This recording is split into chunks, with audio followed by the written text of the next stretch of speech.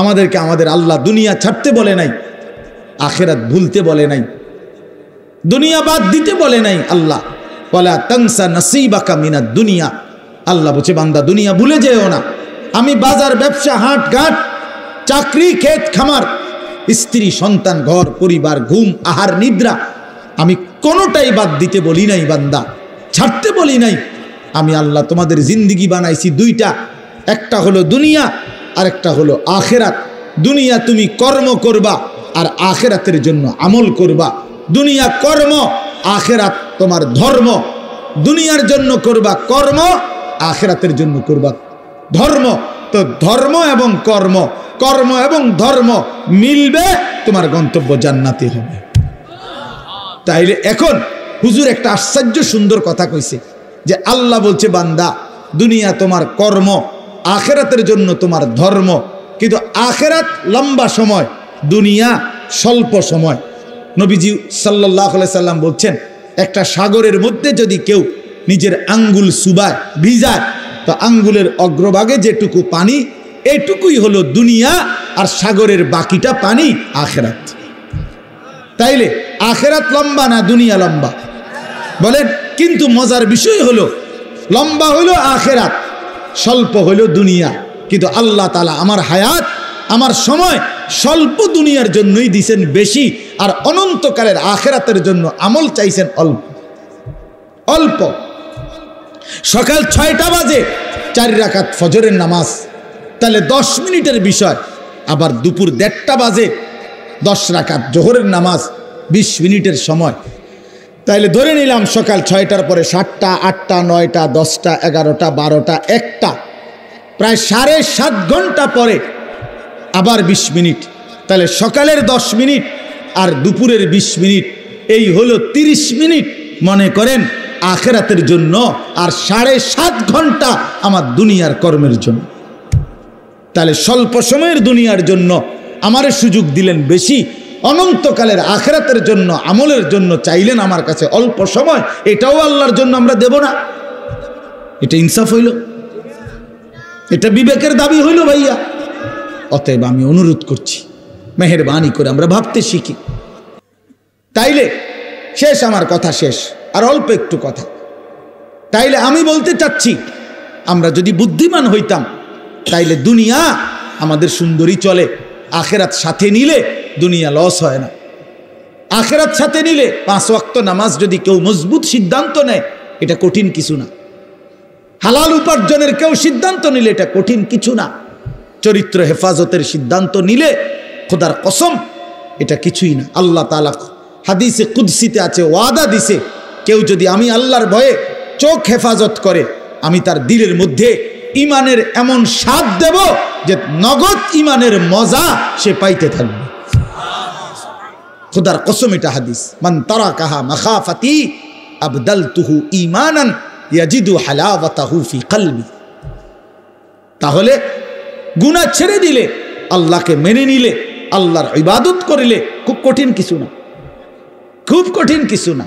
এই জন্য প্রিয় ভাই আমার, বাপ আমার, এই শেষ বেলায় আমি এই অনুরোধটাই করতে চাই, আমরা যদি বুঝি আখেরাত আমাদের জিন্দিগি, পরকালের জন্যই আমাদের প্রস্তুতি, তাইলে আমাদের প্রস্তুতির আখেরাত সাজাইবার সবচেয়ে সুন্দর সিজন, শ্রেষ্ঠতম মাস মাহে রমজান।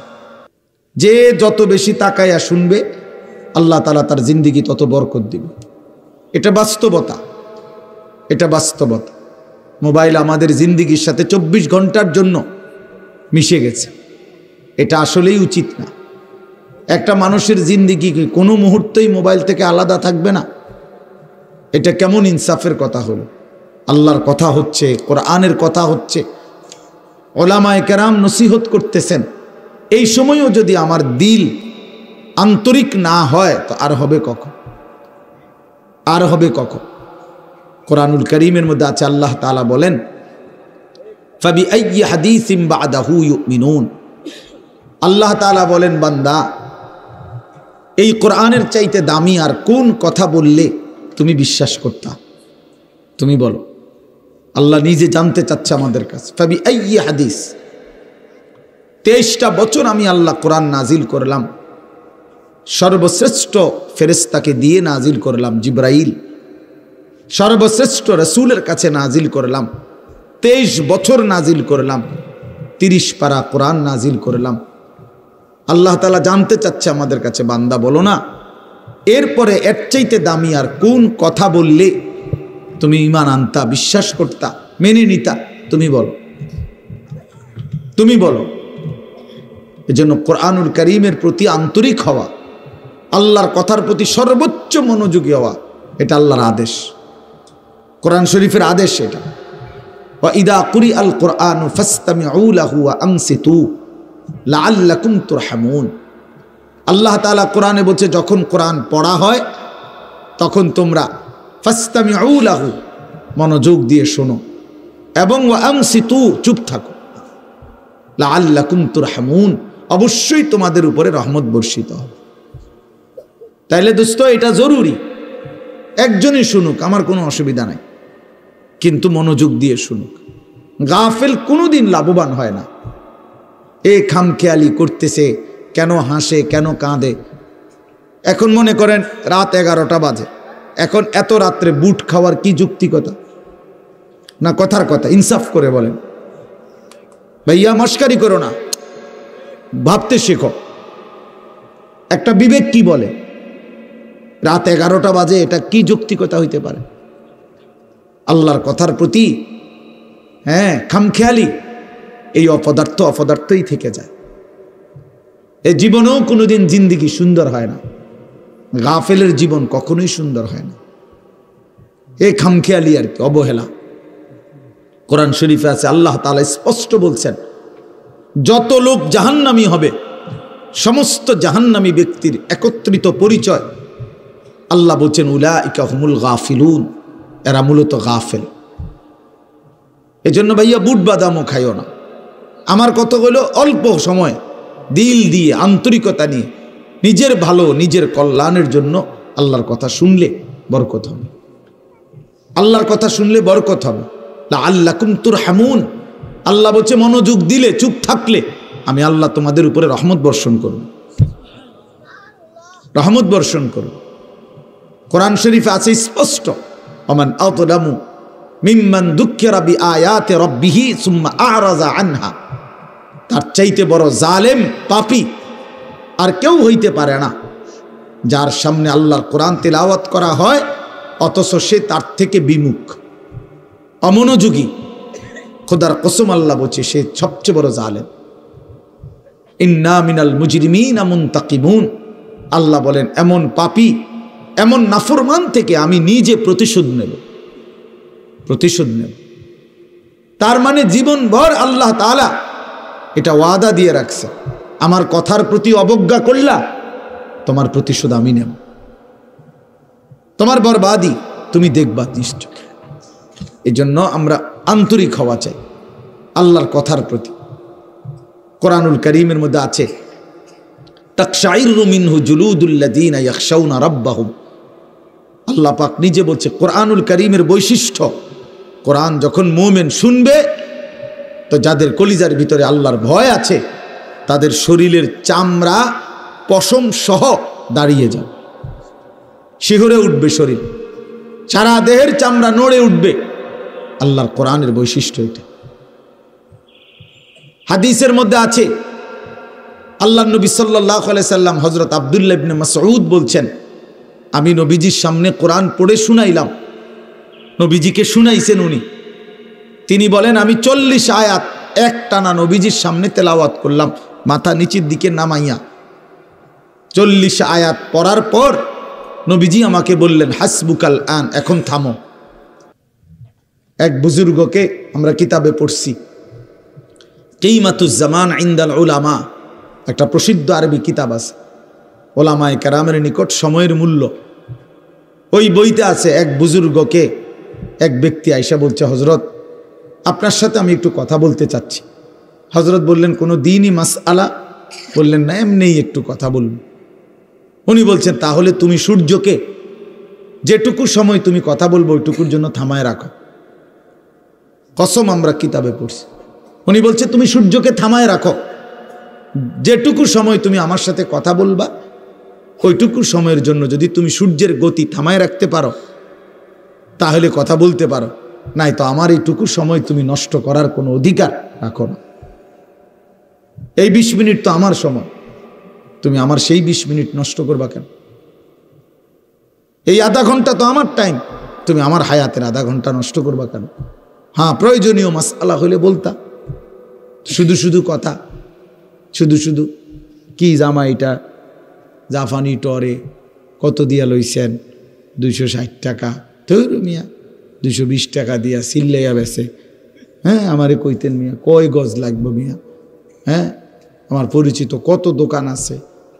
হ্যাঁ, এই মানে এই বলতেছে এটার উপরে ব্যাডার এটা সিলাইয়া আজকে 3 মাস হয়ে গেছে, ওই জামাটা পরে হে এখন 220 টাকা দিয়ে কাপড় কিনে। তো এগুলা অপ্রয়োজনীয় কথা না, বেহুদা কথা, অনর্থক কথা। এই জন্য দোস্ত ভাইয়া, জিন্দিগি এত গাফেল হইতে নাই। সারাক্ষণই খামখেয়ালি, হাসি মজাক ঠাট্টা, এত মাতাল, এত পাগল, এত প্রতিবন্ধী। তুমি প্রতিবন্ধীর দিকে তাকায় দেখো, পাগলের দিকে মাতালের দিকে তাকায় দেখো, সে তো সারাক্ষণ অ্যাবনর্মাল। কিন্তু ইমানদার মোমেন সুস্থ মানুষ, তার জিন্দিগির হিসাব থাকে, পরিকল্পনা থাকে। আমি হাসবো কেন, কাঁদবো কেন, আমি হাঁটবো কেন, বসবো কেন, আমি ঘুমাবো কতক্ষণ, আমি জাগবো কতক্ষণ। আমার যদি জিন্দিগির কোনো হিসাব কিতাব না থাকে, এ তো অসুস্থ, এ তো পাগল মাতাল ভাইয়া। জিন্দিগি যার কোনো লক্ষ্য উদ্দেশ্য নাই, টার্গেট নাই, গন্তব্য নাই। কোত্থেকে আসলাম, কেন আসলাম, কে আমারে বানাইলেন, কেন বানাইলেন? আহা, এটা কি কোনো জিন্দিগি ভাইয়া? বলো ছেলেরা, রাতের বাজে 3টা তুমি ঘুমাও না, দিনের বাজে 10টা তুমি ওঠো না, এটা কি জিন্দিগি? রাত 3টা বাজে গেছে তুমি ঘুমাচ্ছ না কেন? সকাল 10টা বাজে গেছে তুমি উঠছো না কেন? তোমার ঘুমেরও কোনো সিস্টেম নাই, উঠারও কোনো সিস্টেম নাই। সারা রাত উলঙ্গ ছবি দেখে, নারী দেখে, জিনা ব্যভিচারের দৃশ্য দেখে নাফরমান ঘুমায় আসে। সকাল 10টা বাজে গেছে, উঠারও কোনো নাম নাই। আহা, আল্লাহ নবী সাল্লাল্লাহু আলাইহি ওয়াসাল্লাম বলছেন, খোদার কসম, নবীজি বলছেন যে ফজরের নামাজ পড়ে না সে খবিস। খবিস, এটা খবিস, খবিসান নফস, ওই ব্যক্তি খবিস, কাসলান, অলস। নবীজি বলছেন, যাকা রাজুলুন বালা শাইতানু ফি উযুনাইহি, যে ফজরের নামাজ পড়ে না, শয়তান তার 2 কানে পেশাব করে দেয়। শয়তান পেশাব করে দেয়। নবী সাল্লাল্লাহু আলাইহি ওয়াসাল্লাম বলেন, ফজরের নামাজ না পড়ে যেই নাফরমান ঘুম থেকে জাগে, ঘরের বাইরে বের হয়, সে শয়তানের, ইবলিসের পতাকা নিয়ে বের হয়। রায়াতুশ শাইতান, শয়তানের পতাকা নিয়ে বের হয়। এই জন্য দোস্ত, আমরা এটা বোঝা উচিত। আমার কথা, প্রথম কথা এটা প্রত্যেকেই বোঝা উচিত, আমি মুসলমান, আমার একজন আল্লাহ আছেন, আমার শ্রেষ্ঠ রসুল আছেন, আমার একটা কিতাব কোরআন আছে, আমার একটা ধর্ম ইসলাম আছে। 4টি সর্বশ্রেষ্ঠ নিয়ামত আমার আছে। আল্লাহ আমার রব, মুহাম্মদ সাল্লাল্লাহু আলাইহি সাল্লাম আমার রসুল, কোরআন আমার কিতাব, ইসলাম আমার ধর্ম। এই 4টি সর্বশ্রেষ্ঠ নিয়ামত থাকার পর আমি পথহারা হব কেন? তুমি চরিত্রহীন হবা কেন? তুমি দুশ্চরিত্র হবা কেন ভাইয়া? কিসের অভাবে নষ্ট হয়ে গেল? কিসের অভাবে? খোদার 365 দিনের 1 বছরে তোমরা যেই ছেলে কোনোদিন ফজরের নামাজ পড়লা না, প্রিয় ভাই, ইনসাফের সাথে বলো, এটা মুসলমান? মুসলমানের বাচ্চা তো নিকৃষ্ট হয়। তুমি কোনো মায়ের ঘরেও জন্ম নিছো, মুসলমানের ঘরে? 365 দিনে খোদার 1 বছর কোনোদিন মনে পড়লো না ফজরের নামাজের কথা? মুসলমান এত বড় গাদ্দার হয়? মুসলমানের বাচ্চা এত বড় নাফরমান হয়? আহা, আফসোসের বিষয়।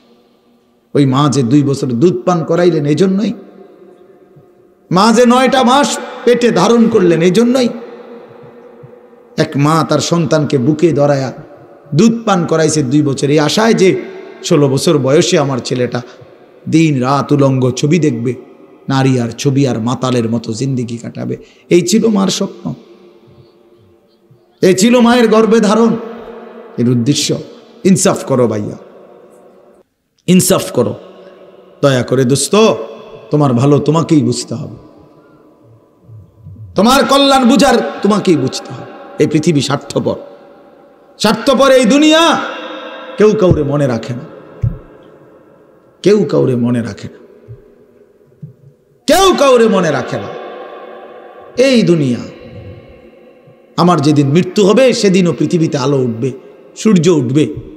এই রং তামাশার এই দুনিয়ার ব্যস্ততার এই ফুর্তি চলতেই থাকবে, কিন্তু আমি কবরে চলে যাইতাম।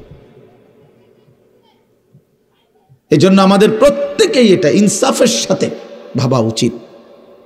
অনিবার্য এক বাস্তবতা, প্রিয় ভাই, চিরন্তন এক সত্য যে আমাকে মরতে হবে। পৃথিবীর কোনো যুক্তি, কোনো বিশ্লেষণ, কোনো শক্তি, কোনো ক্ষমতা, কোনো বাহাদুরি দিয়েই যেহেতু মৃত্যুকে আমি আড়াল করতে পারবো না, কবরকে আমি ঠেকাইতে পারবো না, অতএব যেই পরিস্থিতির মুখোমুখি আমাকে হতেই হবে, বুদ্ধিমান বিবেকবান উচিত সেজন্য নিজে প্রস্তুতি নাও। যেহেতু কবরে যেতেই হবে আমাকে, কোনো যুক্তি নাই বলে আমি বুঝি নাই, না না বুঝলেও মরে যাবে, খেয়াল না করলেও মরে যাবে, হাসলেও মরণ, কাঁদলেও মরণ। সুখের অট্টালিকাতেও মৃত্যু হয়, জীর্ণ কুঠির কুড়ে ঘরেও মৃত্যু হয়। জীবনে যে কোনোদিন সুখ দেখে নাই সেও মরে যাবে, জীবনে যে কোনোদিন দুঃখ দেখে নাই সেও মরে যাবে। তাহলে ভাইয়া বাপ, যে মৃত্যু আমাকে বরণ করতেই হবে, যেই কবরে আমাকে যেতেই হবে, কোনো ফাঁক ফুক নাই, কোনো সাইড নাই, তাহলে তার জন্য প্রস্তুতি নেওয়া, তার জন্য ভাবা যে সেখানে আমার কি হবে, সেখানে আমাকে কি করতে হবে। খোদার কসম, এতটুকু বিবেক বুদ্ধি খাটানো এটা একটা সুস্থ মানুষের দাবি, সুস্থতার দাবি, এটা ইনসাফের দাবি, বিবেকের দাবি। এতটুকু বিবেক যদি কাজ না করে, ধরে নিতে হবে তার আকলই নাই, দেমাগই নাই, দেমাগই নাই। এজন্য কুরআনুল কারীমে আল্লাহ তাআলা বলছে, নাফরমানের দিল আছে কিন্তু কিছুই বোঝে না, নাফরমানের কান আছে শোনে না, চোখ আছে দেখে না। এজন্য আল্লাহ তাআলা বলছেন, উলাইকা কাল আনআম, নাফরমান এক ধরনের জানোয়ার। প্রত্যেক পাপী হলো এক ধরনের জানোয়ার, নাফরমান জানোয়ার বেটা। আনআম চতুষ্পদ জন্তু। কারণ যার বিবেক কোনো কাজ করে না, বানানেওয়ালাকে চেনে না, সে চিনল কি? সৃষ্টিকর্তাকেই যে বোঝে না, খোদার কসম সে কিছুই বোঝে না, কিছুই বোঝে না। যার আল্লাহ নাই তার কিছুই নাই। আল্লাহকে হারিয়ে সব পেলেও কিছু পায় হয় না, আল্লাহকে পেয়ে সব হারালেও কিছুই হারায় না। জুতু মেরা তু সব মেরা। আমি এই জন্য অনুরোধ করছি, আলহামদুলিল্লাহ যথেষ্ট বয়ান হয়েছে। আমরা রাত গভীরে ইনসাফের সাথে এই যে কয়জন আমরা বসছি, প্রত্যেকের কাছে আমার কথা এটা, আমরা ভাবা উচিত। ইস্তাফতি কালবাক, নবী সাল্লাল্লাহু আলাইহি ওয়াসাল্লাম বলছেন, তোমার দিলকে প্রশ্ন করো, তোমার বিবেককে জিজ্ঞেস করো। এমনটাই হওয়া উচিত মুসলমান। তোমার বিবেক কি বলে? একটা ছেলে বেনামাজি, তুমি আইসা দাঁড়াইয়া বলো, ভাইয়া 1 মিনিট তুমি মাইক ধরে বলো, মুসলমান এমনই হওয়া উচিত। তুমি দোস্ত তোমার ধর্মের ব্যাপারে একটা লাইন বলো, তুমি বলো তোমার ধর্মের ব্যাপারে তুমি 1 লাইন বলো। তোমার রাসূলকে এভাবে প্রত্যাখ্যান করা উচিত। কোনদিন তোমার চুল নবী সাহাবী আউলিয়াদের মতো হবে না, কোনদিন তোমার জামা পোশাক নবী সাহাবী আউলিয়াদের মতো হবে না, কোনদিন তোমার চলাফেরা সাজগোজ নবী সাহাবী আউলিয়াদের মতো হবে না কোনদিন। তাহলে কি যোগ্যতায়, কি কারণে আমরা মুসলমান? যাদের কপালে সেজদা নাই, তুমি কিভাবে মুসলমান? যার লেবাসে পোশাকে ইসলামের কোনো চিহ্ন নাই, তুমি কোন যুক্তিতে মুসলমান ভাইয়া? কোন যুক্তিতে মুসলমান? আল্লাহ নবী সাল্লাল্লাহু আলাইহি ওয়াসাল্লাম বলছেন, ফারকু মা বাইনানা ওয়া বাইনাল কুফরি আস-সালাহ, আমাদের মাঝে আর কাফেরের মাঝে পার্থক্য নামাজ। নামাজ মুমিন আর কাফেরের পার্থক্য করে। এটা কি মুসলমান না বেঈমান, এটার প্রমাণের চিহ্ন খোদার কসম ভোটার আইডি কার্ড না, জন্ম নিবন্ধন সনদ নয়, সেজদা। সেজদা এই কপাল দুনিয়ার কোনো কাজে ব্যবহার হয় না, পৃথিবীর কোনো উপার্জনের জন্য কপাল লাগে না। চাকরি, ব্যবসা, ক্ষেত খামার, অটো, সিএনজি, ফসল, দেশ বিদেশ, ভাইয়া ইনসাফের সাথে ভাইবা দেখো, বাবারাও ভেবে দেখেন, এই কপাল কোনো উপার্জনের কাজে ব্যবহার হয় না। উপার্জনের কাজে হাত ব্যবহার হয়, পাও ব্যবহার হয়, মেধা ব্যবহার হয়, যোগ্যতা ব্যবহার হয়। কপাল কোনো কামাই রোজগারির জন্য ব্যবহার হয় না। কপাল রব্বে করিম বানাইছেনই শুধু সেজদার জন্য।